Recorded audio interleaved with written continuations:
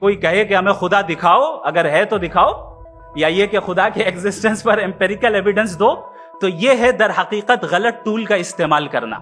ये ऐसा ही है कि जावेद साहब मुझसे ये मुतालबा करें कि मुफ्ती साहब आप मेटल डिटेक्टर के जरिए प्लास्टिक डिटेक्ट करके दिखाएं। ये तो बहुत ही अहमकाना बात होगी कि कोई आदमी कहे साहब अगर खुदा है तो मुझे दिखाइए। ये तो जाहिलाना बात हुई। मैंने तो नॉर्थ पोल नहीं देखा है, मगर मैं मानता हूं कि नॉर्थ पोल है। अगर आज हमारे जावेद अख्तर साहब ऐसी कोई अकली दलील और लॉजिकल एविडेंस दें खुदा के ना होने पर, जो डेफिनेट भी हो, तो मैं ये ऐलान करता हूं कि यकीनन मैं उस एविडेंस को कबूल करूंगा और उस पर गौर करूंगा। जो मजहब मांगता है आपसे, हर मजहब फेथ मांगता। फेथ का मतलब ये है कि ना कोई गवाह हो, ना कोई सबूत हो, ना कोई रैशनल हो, ना कोई लॉजिक हो, ना कोई प्रूफ हो, मगर तुम एक बात को मानो। ऐसा आइलैंड जहां पे हमसे पहले कोई कभी नहीं गया। चलते चलते आपके सामने अचानक आपने देखा एक पिंक कलर की बॉल पड़ी हुई है। सबसे पहला सवाल आपके जहन में क्या आएगा कि ये बॉल यहां क्यों आई, कैसे आई, ये पिंक कलर की ही क्यों है, कोई और कलर भी हो सकता था। नेचुरली आप इस तरफ पहुंचेंगे कि कोई ना कोई है जिसने इन स्पेसिफिक प्रॉपर्टीज के साथ इस बॉल को बनाया है और यहां पे रखा है। हर मजहब आपसे एक चीज मांगता है, फेथ। ये फेथ क्या चीज होती है? दुनिया का हर मजहब फेथ पे टिका है, और फेथ का मतलब है एक ऐसा यकीन जिसका कोई सबूत, कोई गवाह, कोई रैशनल नहीं। सारे मजहब सब जानते हैं ये दुनिया कैसे बनी थी, कैसे मिटेगी, मरने के बाद क्या होगा, इनको सब इल्म है। इनको किसी को डायनासोर होते थे पहले ये नहीं पता था, किसी को नहीं पता। और सज्जनों, डज गॉड एग्जिस्ट? इस सवाल का जवाब सब अपने अपने तई खोजने की कोशिश कर रहे हैं। कोई इसको गॉड डैम पार्टिकल की खोज बताता है, कोई गॉड पार्टिकल की खोज बताता है, कोई हिग्स बोसान की खोज बताता है, कोई ये सवाल जवाब तलाशने की कोशिश करता है कि मास एग्जिस्टेंस में आखिर आया कैसे, हुआ क्या था, सृष्टि के पहले, समय के पहले क्या था। और कोई ये कहता है कि ये सारी खोजें जिस मस्तिष्क में हो रही हैं प्रकृति के क्रम में, वो कैसे विकसित हुआ। मैं उम्मीद करता हूं कि हम आज इन बुनियादी सवालों के कुछ जवाब हासिल करने में कामयाब हों। मैं सबसे पहले मंच पर आमंत्रित कर रहा हूं मुफ्ती शमाइल नदवी साहब को। आइए सर जी।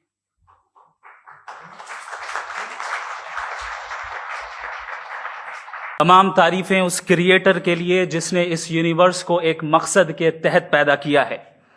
रिस्पेक्टेड जनाब जावेद अख्तर साहब, मिस्टर सौरभ द्विवेदी और respected audience, thank you all for being here today.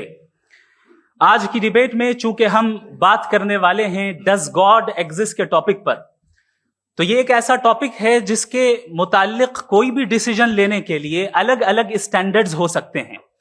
लिहाजा डिबेट के शुरू में यह जरूरी है कि हम ये जान लें कि आज के इस टॉपिक में कौन सा स्टैंडर्ड सही होगा और कौन सा गलत होगा। सबसे पहला स्टैंडर्ड जिसे मैं समझता हूं कि हमारे रिस्पेक्टेड जनाब जावेद अख्तर साहब बड़ी तेजी के साथ उसकी तरफ लपकेंगे, वो है साइंस। जबकि साइंस दर हकीकत खुदा के एग्जिस्टेंस को डायरेक्टली साबित करने या उसके एग्जिस्टेंस को डिनाई करने के लिए स्टैंडर्ड नहीं बन सकती। और उसकी वजह क्या है, ये मैं नहीं कह रहा, ये वो लोग कह रहे हैं जो साइंस के एक्सपर्ट्स हैं। नेशनल एकेडमी ऑफ साइंस कहती है science doesn't have the processes to prove और disprove the existence of God. Why? क्योंकि साइंस का ताल्लुक एम्पेरिकल एविडेंस से है, और एम्पेरिकल एविडेंसेस का ताल्लुक हमारे नेचुरल और फिजिकल वर्ल्ड से है, जबकि गॉड नॉन फिजिकल और सुपर नेचुरल रियलिटी है। लिहाजा नॉन फिजिकल रियलिटी को आप उस टूल के साथ नहीं चेक कर सकते जिसका काम फिजिकल रियलिटी को तलाश करना है।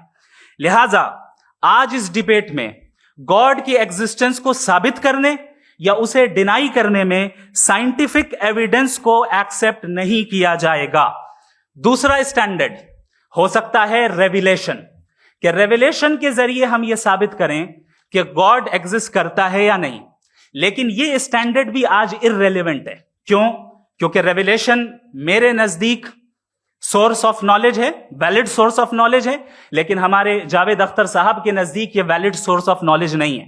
लिहाजा आज की डिबेट में मैं एक भी एविडेंस किसी भी मजहबी स्क्रिप्चर से नहीं दूंगा, ताकि जावेद अख्तर साहब के लिए वो अनएक्सेप्टेबल ना हो। तीसरा जो मेयार हो सकता है वो है ऑब्जर्वेशन, कि भाई कोई कहे कि हमें खुदा दिखाओ, अगर है तो दिखाओ, या ये कि खुदा के एग्जिस्टेंस पर एम्पेरिकल एविडेंस दो, तो ये है दर हकीकत गलत टूल का इस्तेमाल करना। ये ऐसा ही है कि जावेद साहब मुझसे ये मुतालबा करें कि मुफ्ती साहब आप मेटल डिटेक्टर के जरिए प्लास्टिक डिटेक्ट करके दिखाएं। अब चूंकि प्लास्टिक डिटेक्ट नहीं हो पा रही है, लिहाजा plastic does not exist. No, you are using the wrong tool. इस टूल से प्लास्टिक को डिटेक्ट नहीं किया जाता। लिहाजा मैं समझता हूं कि गॉड के एग्जिस्टेंस पर एम्पेरिकल एविडेंस का मुतालबा करना एक बचकाना मुतालबा है, और हमारे रिस्पेक्टेड जनाब जावेद अख्तर साहब इस स्टेज से अब बहुत आगे निकल चुके हैं। अब बचता है एक ही स्टैंडर्ड, और वो स्टैंडर्ड है अक्ल, लॉजिक, रीजनिंग। और यही वो स्टैंडर्ड है जिसके तहत गॉड के एग्जिस्टेंस को साबित किया जाएगा या गॉड की एग्जिस्टेंस को डिनाई किया जाएगा।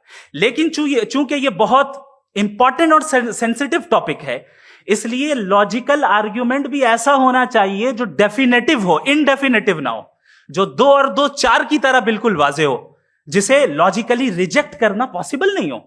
फॉर एग्जाम्पल हम कहें हमारे रिस्पेक्टेड मिस्टर सौरभ साहब, ये एक इंसान है और तमाम इंसान कॉन्शियस बीइंग है, लिहाजा नतीजा क्या निकला, हमारे सौरभ साहब भी कॉन्शियस बीइंग है। क्या ये इनडेफिनेट आर्ग्यूमेंट है या डेफिनेट आर्ग्यूमेंट है? ये डेफिनेट आर्ग्यूमेंट है। ये 2 और 2 की तरह वाजे है, इसमें किसी तरह जो है लॉजिकली इसको रिजेक्ट नहीं किया जा सकता। तो अगर आज हमारे जावेद अख्तर साहब ऐसी कोई अकली दलील और लॉजिकल एविडेंस दें खुदा के ना होने पर जो डेफिनेट भी हो, तो मैं ये ऐलान करता हूं कि यकीनन मैं उस एविडेंस को कबूल करूंगा और उस पर गौर करूंगा। लेकिन साथ में यह भी ऐलान कर देता हूं प्रेडिक्शन के तौर पर कि ऐसा कोई डेफिनेट आर्ग्यूमेंट कोई नहीं पेश कर सकता। दलील हम देंगे और डेफिनेटिव दलील देंगे, लॉजिकल दलील देंगे, ऐसी दलील देंगे जो एंटायर एथिस्टिक वर्ल्ड उसे रेफ्यूट नहीं कर सकती। चलें अब हम एक एग्जाम्पल सोचते हैं, एक सिनेरियो, सिंपल सिनेरियो, तमाम ऑडियंस से गुजारिश है, हम और आप एक आइसोलेटेड आइलैंड पर हैं, ऐसा आइलैंड जहां पे हमसे पहले कोई कभी नहीं गया। चलते चलते आपके सामने अचानक आपने देखा एक पिंक कलर की बॉल पड़ी हुई है। सबसे पहला सवाल आपके जहन में क्या आएगा कि ये बॉल यहां क्यों आई, कैसे आई, ये पिंक कलर की ही क्यों है, कोई और कलर भी हो सकता था, ये इसी शेप में क्यों है, कोई और शेप भी हो सकता था। नेचुरली आप इस तरफ पहुंचेंगे कि कोई ना कोई है जिसने इन स्पेसिफिक प्रॉपर्टीज के साथ इस बॉल को बनाया है और यहां पे रखा है। चूंकि आप जानते हैं कि ये जो बॉल है इसका एग्जिस्ट करना जरूरी नहीं है, ये एग्जिस्ट कर भी सकती थी, नहीं भी कर सकती थी, और एग्जिस्ट करना ही था तो किसी और फॉर्म में करती, किसी और कलर में करती। अब आप इस बॉल को एक्सपैंड करते चले जाएं, एक्सपैंड करते चले जाएं, एक्सपैंड करते चले जाएं, यहां तक कि ये बॉल यूनिवर्स के साइज की हो जाए। बताइए कि क्या साइज के बढ़ जाने से सवाल बदल जाएगा? हरगिज नहीं बदलेगा। अभी भी सवाल रहेगा, ये यूनिवर्स कहां से आया, इन स्पेसिफिक प्रॉपर्टीज के साथ कहां से आया, क्यों आया, किसने बनाया, ये सवाल उस वक्त भी वैलिड रहेगा। लेकिन ये सवाल अगर हम जनाब जावेद अख्तर साहब से करें तो चूंकि इनका वर्ल्ड व्यू एथिस्टिक है, और सिर्फ इनका नहीं, मतलब जितने भी एथिस्ट हैं और एथिस्टिक वर्ल्ड व्यू को रखने वाले से अगर आप ये सवाल करें कि ये यूनिवर्स कहां से आया, तो इनका जवाब या तो आर्ग्यूमेंट फ्रॉम इग्नोरेंस होगा या डॉगमेटिक होगा। या तो ये कहेंगे कि मुझे नहीं पता कि ये कहां से आया, लिहाजा गॉड डज नॉट एग्जिस्ट, ये आर्ग्यूमेंट फ्रॉम इग्नोरेंस है, या ये कहेंगे कि ये यूनिवर्स खुद ब खुद बन गया। इसका मतलब ये है कि उस बॉल को भी खुद ब खुद बन जाना चाहिए, लेकिन बॉल के ताल्लुक से ये एक्सप्लेनेशन एक्सेप्ट नहीं की जाएगी कि ये खुद ब खुद बन गई, लेकिन यूनिवर्स के ताल्लुक से कर दिया जाएगा। इसे हम दूसरे अल्फाज में डॉगमा भी कह सकते हैं। दूसरी चीज, हमारे जावेद अख्तर साहब जरूर गॉड ऑफ गैप्स की मिसाल भी जरूर देंगे, और मिसाल देंगे कि पहले जमाने में बिजलियां कड़कती थी तो लोगों ने किसी एक खुदा की तरफ, और बारिश होती थी तो दूसरे खुदा की तरफ मंसूब कर दिया, उनके पास दलील नहीं थी। यह हमारा वर्ल्ड व्यू है ही नहीं, यह हमारा वर्ल्ड व्यू है ही नहीं, क्योंकि नेचुरल फेनोमेना के प्रोसेस की इंटरप्रिटेशन को जान लेने से यह कहां से साबित हो गया कि गॉड एग्जिस्ट नहीं करता है? इस पर मैं इंशाल्लाह अभी आगे बात करूंगा। आप हजरात ये भी देखेंगे और मैं ये एक्सपेक्ट करता हूं कि हमारे रिस्पेक्टेड जनाब जावेद अख्तर साहब जरूर इमोशनल आर्ग्यूमेंट्स भी देंगे, जो कि एक लॉजिकल फेलेसी है जब बात आती है ट्रुथ को डिसाइड करने में। क्यों? मिसाल के तौर पर वो कहेंगे कि अगर गॉड है तो इविल क्यों एग्जिस्ट करता है, जबकि मैं कहता हूं इविल का एग्जिस्ट करना गॉड के एग्जिस्ट करने की दलील है, उसके खिलाफ नहीं है। चूंकि अगर गॉड है तो हम सब उसके सामने अकाउंटेबल हैं, और अगर हम अकाउंटेबल हैं तो अकाउंटेबिलिटी के लिए इविल का मौजूद होना जरूरी है, उसके बगैर हम अकाउंटेबल नहीं हो सकते। और अगर हम अकाउंटेबल नहीं हैं तो हम जनाब जावेद अख्तर साहब से पूछेंगे कि आप बताएं कि फिर सफरिंग इस दुनिया में क्यों है? अगर खुदा नहीं है तो सफरिंग क्यों है? और उन लोगों के जज्बे का क्या जिनके अंदर सफरिंग के बाद इंतकाम लेने का जज्बा पाया जाता है और वो इस दुनिया से ऐसे ही चले गए, क्या उनकी सारी तकलीफें बेकार चली जाएंगी? अब आ जाएं उसी एग्जाम्पल की तरफ कि बॉल, मुझसे अगर कोई पूछे इस बॉल को किसने बनाया और या इस एक्सपेंडेड बॉल को किसने बनाया, मैं कहूंगा कि चूंकि ये यूनिवर्स और इस यूनिवर्स की तमाम चीजें कॉन्टिंजेंट हैं। कॉन्टिंजेंट होने का मतलब ये होता है कि जो अपने एग्जिस्टेंस पे किसी के ऊपर डिपेंड करती हो, तो जाहिर है ये यूनिवर्स कॉन्टिंजेंट है। और अगर कोई चीज कॉन्टिंजेंट नहीं है तो मैं रिक्वेस्ट करूंगा कि मुझे दिखा दें कि कौन सी चीज यूनिवर्स में कॉन्टिंजेंट नहीं है, हम भी जरा गौर कर लें और हम भी देख लें। और जब कॉन्टिंजेंट चीजें मौजूद हैं तो फिलोसोफर्स की इस्तिलाह के मुताबिक, हम उस टर्मिनोलॉजी के मुताबिक हम उस जगह तक पहुंचते हैं और उस हस्ती तक पहुंचते हैं जिसे नेसेसरी बीइंग कहा जाता है, कि ये वो नेसेसरी बीइंग है जिसका मौजूद ना होना नामुमकिन हो। क्योंकि अगर ये मौजूद ना हो तो सारी चीजें एग्जिस्टेंस में आएंगी ही नहीं, और ये सारी कॉन्टिंजेंट चीजें उसी के ऊपर डिपेंड करती हैं। अब अगर आप ये सवाल करते हैं कि फिर उस हस्ती को किसने बनाया, फिर उसका कॉज क्या है, फिर उसका कॉज क्या है, फिर उसका कॉज क्या है, और एंडलेसली चले जाएं, इसे हम कहते हैं इन्फिनिट रीग्रेस ऑफ कॉजेस, जो कि लॉजिकल फेलेसी है। कॉन्सेप्चुअली इंफिनिटी पॉसिबल है। मिसाल के तौर पे न्यूमेरिकल्स 1 2 3 गिनते चले जाएं, इन्फिनिट नंबर्स हैं। मैं कॉन्सेप्चुअली बात नहीं कर रहा, प्रैक्टिकली रियलिटी में साबित करके दिखाएं कि infinite regress of causes possible है या नहीं। अगर पॉसिबल है तो हम मान लेंगे, मिसाल दे दें, और पॉसिबल नहीं है तो एक ही ऑप्शन बचता है जिसे हम कहते हैं नेसेसरी बीइंग। ऐसी नेसेसरी बीइंग जो इंडिपेंडेंट है, क्योंकि अगर वो डिपेंडेंट हुई तो वो नेसेसरी नहीं रहेगी। ऐसी इंडिपेंडेंट बीइंग जो इटर्नल है, अगर वो इटर्नल नहीं होगी, उसकी बिगिनिंग होगी, तो वो खुद कॉन्टिंजेंट है। ऐसी बीइंग जो पावरफुल है, क्योंकि कॉन्टिंजेंट को एक्चुअलाइज करने के लिए पावर चाहिए। ऐसी बीइंग जो इंटेलिजेंट है और नॉलेजेबल है, क्योंकि ये यूनिवर्स स्पेसिफिक फॉर्म और स्पेसिफिक लॉज ऑफ नेचर के तहत प्रिसाइजली चल रहा है। Thank you. थैंक यू मुफ्ती साहब। मैं इन दलीलों के बाद जावेद अख्तर साहब से गुजारिश करूंगा, आप बैठ के बोलना चाहेंगे? जी।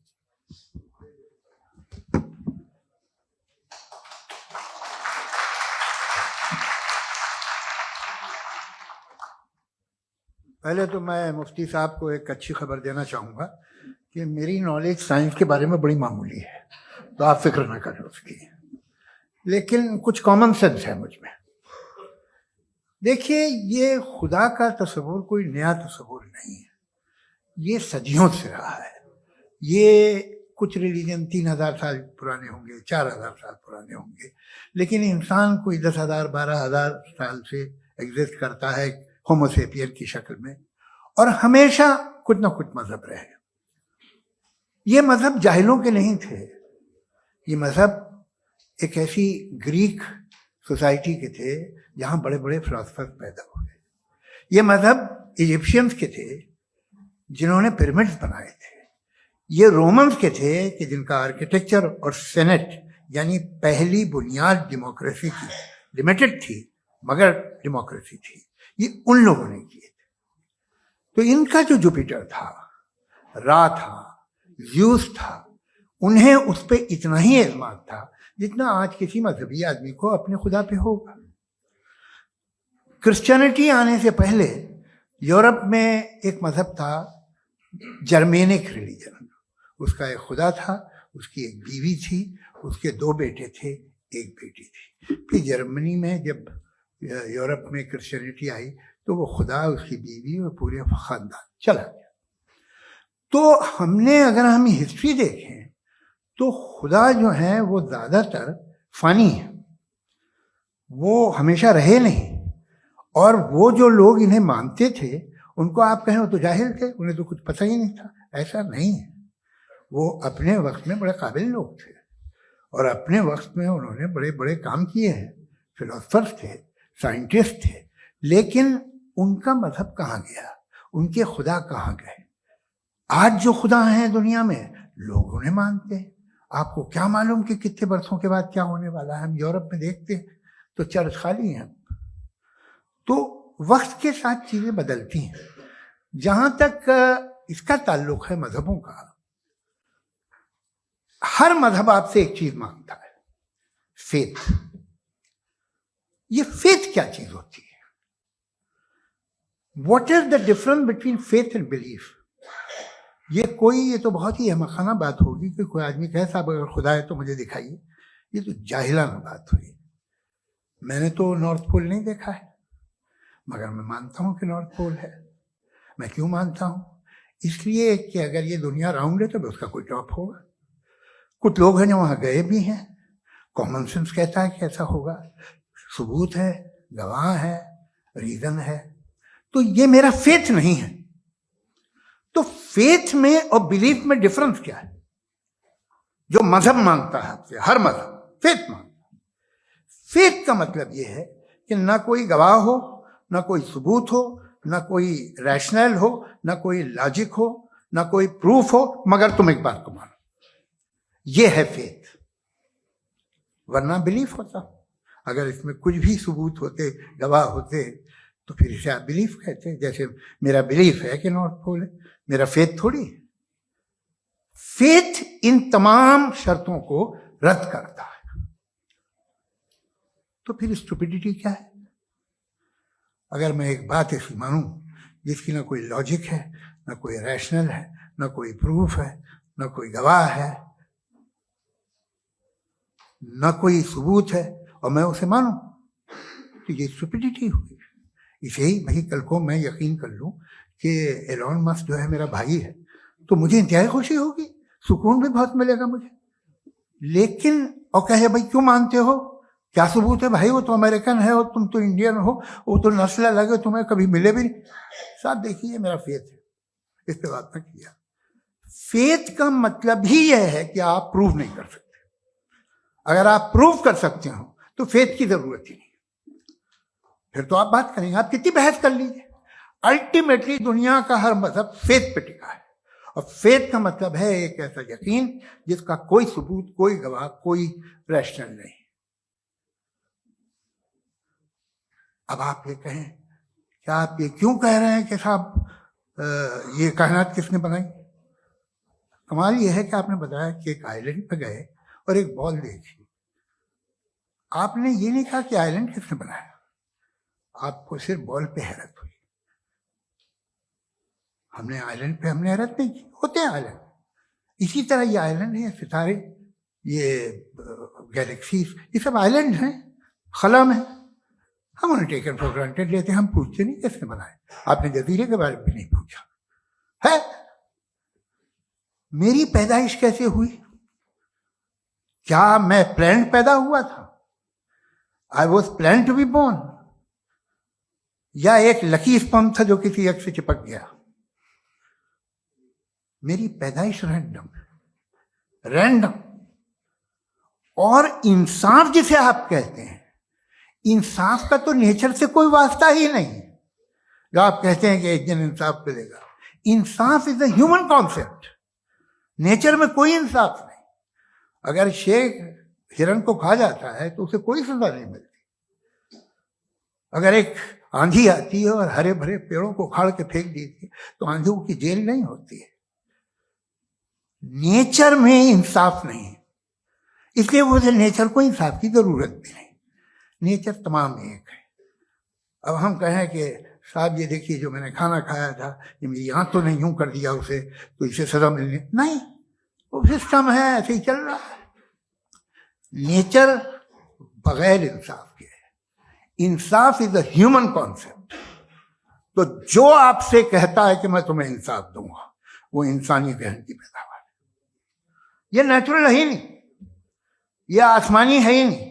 नेचर का तसव्वुर, इंसाफ का तसव्वुर भाई आप साथ मिलते हैं, अब आप लेफ्ट हैंड ड्राइव करते हैं, ये क्या है? तमाम सच, तमाम नेकी, तमाम शराफत लेफ्ट हैंड ड्राइव है। वरना क्या होगा, या तो आप क्रॉस कर देंगे, आपका एक्सीडेंट हो जाएगा, या आप किसी को मार देंगे, या ट्रैफिक जैम हो जाएगा। झूठ, बेईमानी, रिश्वतखोरी, ये तमाम जो है driving on the wrong side, इसके ऊपर कुछ नहीं। ये तो हमने बनाया, जैसे हमने लेफ्ट हैंड ड्राइव बनाई है। ये कॉन्सेप्ट ऑफ इंसाफ जो है ये हमारा है, इसका नेचर से कोई वास्ता नहीं। शेर खा जाता है हिरन को, उसे जेल होती है क्या? कुछ भी नहीं, है ही नहीं। तो ये जो दुनिया के रिलीजन प्रॉमिस करते हैं आपसे इंसाफ, इसी से मालूम होता है कि ये मैन मेड है। ये तसव्वुर कहीं और का है ही नहीं। जो नेचर है, कुछ लोग कहते हैं नेचर ही खुदा है, तो नेचर में तो इंसाफ नहीं कहीं। और आप वादा कर रहे हैं कि तुम्हें मरने के बाद इंसाफ मिलेगा। मुझे अगर मिलेगा तो मैं बहुत खुश हूंगा, लेकिन मैं यकीन नहीं कर पाता हूं, इसलिए कि मैं फेथ नहीं पैदा कर सकता। The very fact that religion demand faith, इसका मतलब है कि उनके पास जस्टिफिकेशन नहीं है। अच्छा साहब, फिर रिलीजन अगर मॉडरेशन में है, कोई सा भी रिलीजन, वो आप में कुछ खूबियां भी पैदा करता होगा। देखिए उससे ये फायदा है, वो फायदा है। अल्कोहल जो है वो ज्यादातर दवाओं में यूज होती है, और एक सर्वे किया गया था अमेरिका में कि लॉन्जेटिविटी किन लोगों की है।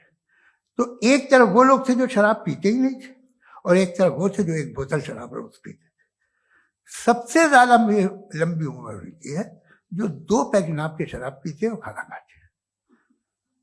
मगर हम शराब को बुरा समझते हैं, मैं भी बुरा समझता हूँ। क्यों? ऐसा होता नहीं। कुछ चीजों में आदत होती है जो बढ़ती है।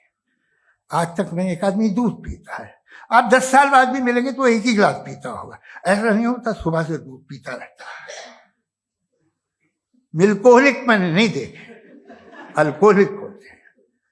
ये टेंडेंसी है मजहब की कि वो बढ़ता है, जैसे कैंसर बढ़ता है, जैसे शराब बढ़ती है। कुछ लोग होंगे जो उसे सही तरह से यूज करते। मुझे यकीन है कि हमारे मुफ्ती साहब भी उनमें से एक हैं, बहुत खुशी हुई मुझे इनसे मिलकर। लेकिन कितने लोग हैं कि आज आप देखते हैं दुनिया में जो तबाहियां हैं, इनमें कितना हाथ है उन लोगों का जो बिलीवर कहते था मजहब ये नहीं कहता, ना कहता होगा, मगर जब ये मजहब पीते हैं तो ऐसे बिहेव करते हैं। थोड़ा सा अगर हो तो शायद बहुत अच्छी बात, लेकिन शराब थोड़ी सी नहीं रहती, उसमें टेंडेंसी है पहले। थोड़ा सा अगर 2-3 कैंसर के सेल हो ना बॉडी में तो आदमी स्लिम रहेगा, लेकिन वो 2-3 सेल नहीं रहते, वो मल्टीप्लाई होते हैं। जावेद साहब, टाइम पूरा हो गया। टाइम हो गया तो बस बात खत्म हो गई। अच्छा, मुझे कुछ और कहने को था भी नहीं। जी, मैं पहले जवाबी दौर के लिए इनवाइट कर रहा हूं मुफ्ती साहब को। Your rebuttal round 1, you have 7 minutes.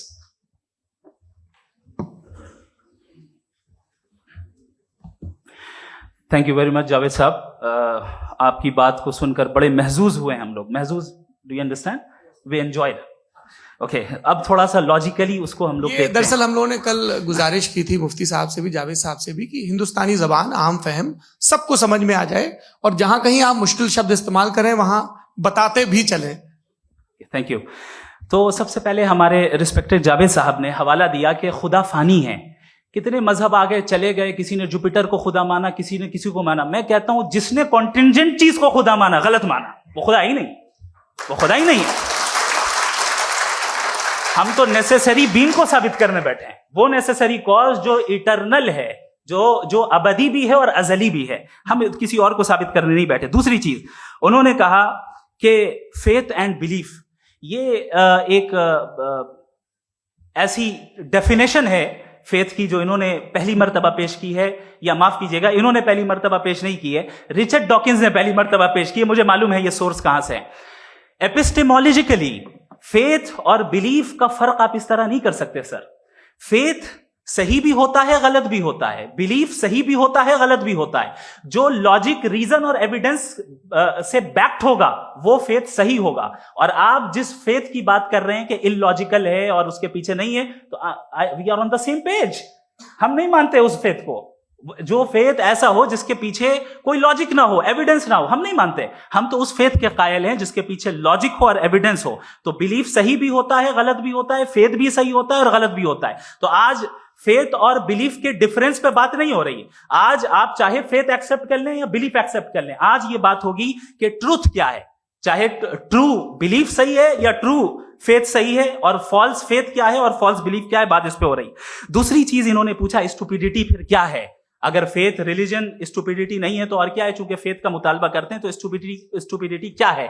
मैं कहता हूं स्टुपिडिटी एथिज्म है। उसकी वजह यह है कि आप एक सड़क पे जा रहे हो और आप किसी गार्डन में जाएं और देखें वहां लिखा है फूलों के साथ, I love Javed Akhtar and I really do, I love you sir. So जब आप वहां पर पहुंचे तो वहां पहुंचकर अब ये बताएं, क्या आप ये कहेंगे wow what a natural selection. ये क्या नेचुरल सिलेक्शन है? नहीं, ये प्रिसाइजली डिजाइंड है, इसके पीछे डिजाइनर है। लिहाजा अगर कोई एक ऐसी कॉमन सेंस की बात को कबूल नहीं कर रहा है कि यूनिवर्स जो इतने प्रिसाइजली काम कर रहा है, हम कह दें कि खुद ब खुद बन गई, मैं समझता हूं इससे बड़ी स्टुपिडिटी और कुछ नहीं है। ये इरैशनल चीज है। फिर हमारे सर ने कहा कि आपने बॉल पे फोकस किया, आइलैंड पे फोकस नहीं किया। अरे आइलैंड को किसने बनाया यही समझाने के लिए तो बॉल की मिसाल दे रहा हूं। और बॉल भी कॉन्टिंजेंट है, आइलैंड भी कॉन्टिंजेंट है, दोनों नेसेसरी बीइंग का मुतालबा करते हैं। आगे इन्होंने कहा कि नेचर में कोई इंसाफ नहीं है। हम डिसाइड करते हैं कि मोरालिटी क्या होती है, इंसाफ क्या होता है। हम डिसाइड करते हैं, जैसे ड्राइविंग सीट में ट्रैफिक वाला, ये तो किसी खुदा ने नहीं कहा, ये है, इसे कहते हैं फॉल्स इक्विवेलेंस। ये एक लॉजिकल फेलेसी है। आपने जो है मिसाल दी ड्राइविंग की और ट्रैफिक की, ये सब्जेक्टिव मोरालिटी है। आप सब्जेक्टिव मोरालिटी को मिसाल बनाकर ऑब्जेक्टिव मोरालिटी के ऊपर नहीं थोप सकते। इंसाफ की ऑब्जेक्टिव मोरालिटी। अगर आप ये कहते हैं कि नेचर में इंसाफ नहीं है, तो इंसाफ का न होना ये नेचुरल हुआ, तो फिर नेचर को नेचर रहने दे। क्यों हम इतना स्ट्राइव कर रहे हैं दुनिया में इंसाफ लाने के लिए? ये तो इलॉजिकल बात है, इरैशनल बात है। इसलिए बहुत सी चीजें ऐसी हैं जो ऑब्जेक्टिवली जो है इविल या गुड हैं, और बहुत सी चीजें ऐसी हैं जो सब्जेक्टिवली हैं। सब्जेक्टिवली जो मोरल होता है या इमोरल होता है, उसको हम सोशल कंसेंसस से या पर्सनल प्रेफरेंस से डिसाइड करते हैं। लेकिन जो ऑब्जेक्टिव मोरालिटी है, जिसमें इंसाफ आया, जो इन्होंने बार बार रिपीट किया, ये ऑब्जेक्टिव है, सब्जेक्टिव नहीं है। अगर आप कहते हैं ये सब्जेक्टिव है, तो मेरा सवाल आपसे यह है, क्या सोशल कंसेंसस के जरिए अगर जुल्म को सही करार दे दिया जाएगा तो आप जुल्म को जस्टिफाई करेंगे?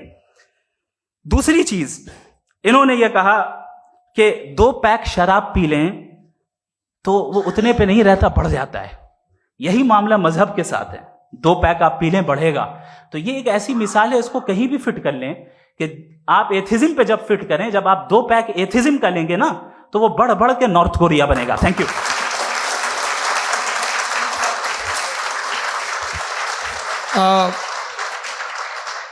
फर्स्ट राउंड के रिबटल के लिए मैं जावेद साहब को इनवाइट कर रहा हूं। आपके पास 7 मिनट का वक्त है, रीसेट कर दीजिएगा प्लीज।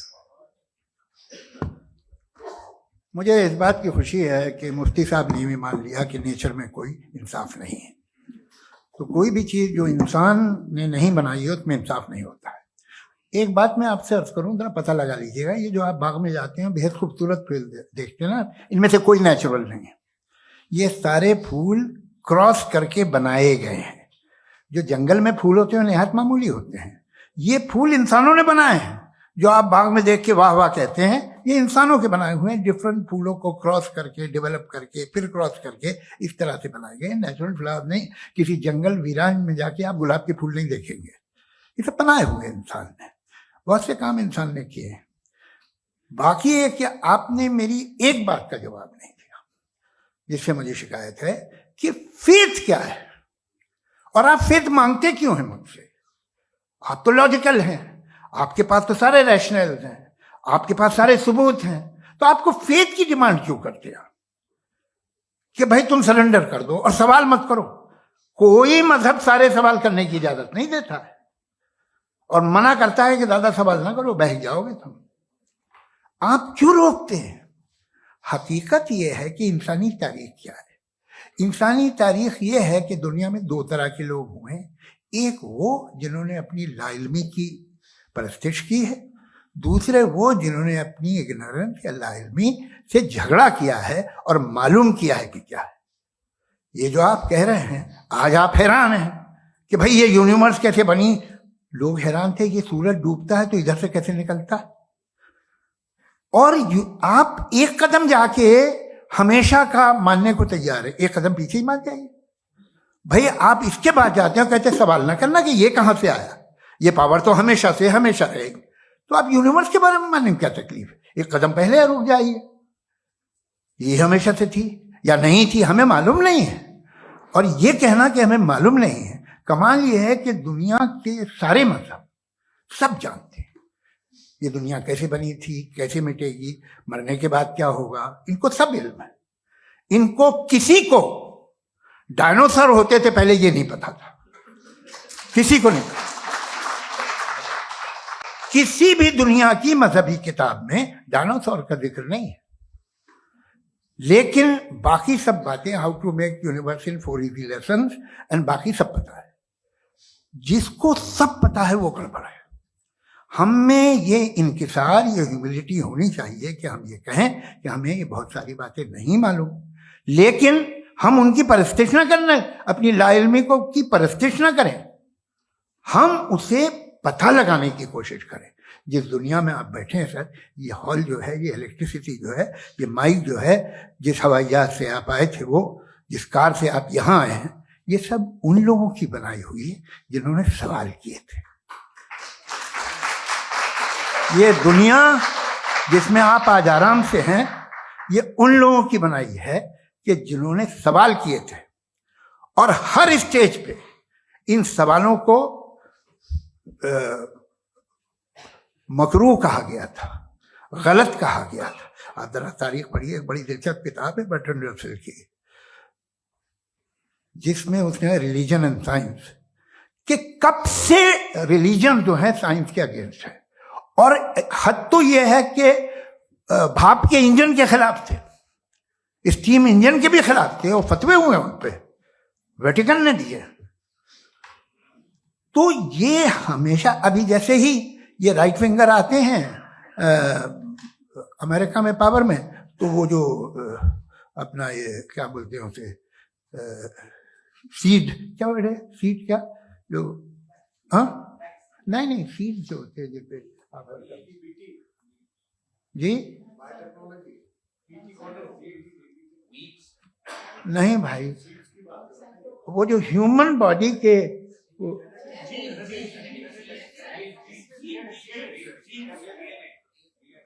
उस पर रिसर्च बंद हो जाती है, रिपब्लिकन नहीं करने देते। अरे भाई इतना डर क्या है तुम्हें? एक जमाने में बहुत नाराज थे ये सारे मजहबी लोग कि ये इंसान तो इंसान बनाने की कोशिश कर रहा है। आपको क्या तकलीफ भाई, बना ले तो बना लेने दो, ये खौफ क्या है? और ये सब आज जो आप कह रहे हैं नामुमकिन है, ये कैसे हुआ? मुझे एक किस्सा याद आता है। जब मैं 6ठी क्लास में था तो मैं मैथमेटिक्स में बहुत वीक था, तो एक टीचर रख दिया गया, उसने 1 2 3 4 5 6 7 तो सिखा दिया मुझे। वो दिन मैं भूल नहीं सकता हूँ मुफ्ती साहब, जिस दिन उसने ये बताया कि 1/2 क्या होता है और 3/4 क्या होता है। मुझे ऐसा लगा कि मेरा सर बीच से फट जाएगा। यह आदमी कह रहा है कि जो दीवार के अंदर जाओ वॉक करते हुए। आज हंसता हूं मैं इस बात पे। तो आज जो बातें आपके जहन से बिल्कुल परे है और आप हैरान होते हो उन्हें देख के, एक वक्त आएगा कि मामूली लगेंगे। और हुआ है, आपकी इंसानी तारीख ही है। इतनी जल्दी सारे फैसले आप मत कर लीजिए, थोड़ा ये ह्यूमिलिटी रखिए कि भाई ये हमें नहीं मालूम। ये कहने में क्या आ रहा है? ये यूनिवर्स कहाँ तक फैली, ये कब से है और कब तक रहेगी, हमें नहीं मालूम। आपने फैसला कर लिया कब बनी। ये आपके हिसाब से कोई 14 बिलियन ईयर बनी जो समझा जाता है। उससे पहले हजारों करोड़ों अरबों साल तक खुदा बैठा क्या कर रहा था? खामोश बैठा था, ऐसी जमाइयां ले रहा था। फिर उसे आइडिया है, यार एक काम करते, वक्त अच्छा गुजर जाएगा, यूनिवर्स बनाते। सोचिए, वो तो हमेशा से है ना, मगर यूनिवर्स हमेशा से नहीं है। ये तो बनाई गई है। और उससे पहले क्या था, इनका क्या काम था? कैसी बात है, ये बड़ा आसान है। जो बात हमें आज धीरे धीरे पता चली है, बरसों 2000 और 2500 साल पहले आपको किसी ने बता दिया कि क्या था, आप मान गए, और तब से वही मान रहे हैं जो 2500 साल पहले कहा गया था। सब कुछ बदल गया है, सॉल्व हो रही है चीजें। अभी साइंस बिल्कुल दावा नहीं करती, या कोई फिलोसफर ये दावा नहीं करता कि हमें सब मालूम, बल्कि वो कहता है कि हमें जितना मालूम होता है उससे ये मालूम होता है कि हमें कितना कम मालूम। तो हम अपनी जहालत से लड़े, उसकी परस्तिश न करें। जी, टाइम